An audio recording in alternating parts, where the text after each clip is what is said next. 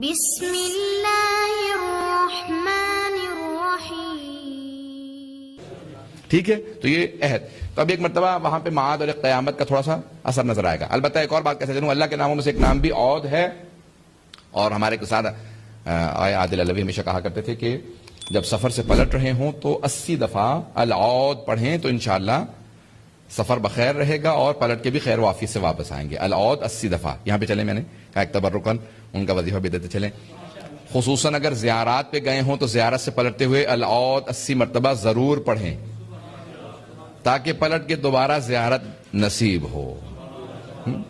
تو معصوم نے ہمیشہ فرمایا کہ ہمیشہ پڑھ کے جاؤ، اور جہاں جہاں پہ پلٹنے کا دوبارہ جی چاہتا ہے تو وہاں پہ 80 دفعہ پڑھیں. اب آئیں، معاد کیوں ضروری ہے، قیامت کیوں ضروری ہے. اس سے پہلے کہ قرآن سے آیات پیش کروں، قرآن میں کتنی آیات ہیں؟ 2700 سے زیادہ آیات ہیں قیامت سے متعلق. موت، قیامت، معاد سے متعلق قرآن میں کل آیات 6000 سے زیادہ ہیں اور 2700 سے زیادہ آیات قیامت سے متعلق. لیکن اس سے پہلے کہ میں وہ آیات قرآن کا سہارا لے کے آپ کے سامنے پیش کروں، کیونکہ یہاں پہ سب مسلمان بیٹھے ہیں اس لیے قرآن سے سہارا لیا جا سکتا ہے. لیکن اگر آپ سے کوئی غیر مسلم پوچھے کیا دلیل ہے، قیامت کیوں ہونی چاہیے، کیوں قیامت آئے گی، کیوں ہمیں اللہ اکاؤنٹیبل یعنی حساب کتاب کرے گا، ہمارا محاسبہ حساب. حضرت علی صاحب ہمیشہ کہتے تھے نا خطبے کے اندر، حاسبو قبل ان تحاسبو، اپنا حساب خود کر لو اس سے پہلے کہ تمہارا حساب کیا جائے. اپنا حساب تو خود کر سکتے ہیں یا نہیں کر سکتے؟ دوسرے کا حساب کرنا بڑا مشکل ہوتا ہے، اپنا تو سب کو پتا ہوتا ہے.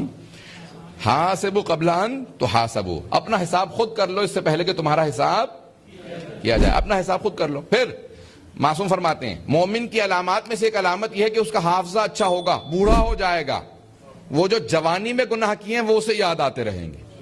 توجہ، وہ جو جوانی میں گناہ کیے ہیں بڑھاپے میں یاد آتے رہیں گے. مولا نے کہا کہ بڑھاپے میں یاد آئیں گے، تو کچھ مومنین نے کہا مولا یہ تو عذاب ہی سا ہے، دنیا کے اندر انسان کو گناہ یاد آتے رہیں. مولا نے کہا نہیں، منافق کو کچھ یاد نہیں آتا کون سا گناہ کب کیا تھا، گناہ کیا بھی تھا یا نہیں کیا تھا، تاکہ توبہ نہ کر سکے. مومن کی علامت یہ ہے گناہ یاد آتا رہے، وہ توبہ کرتا رہے.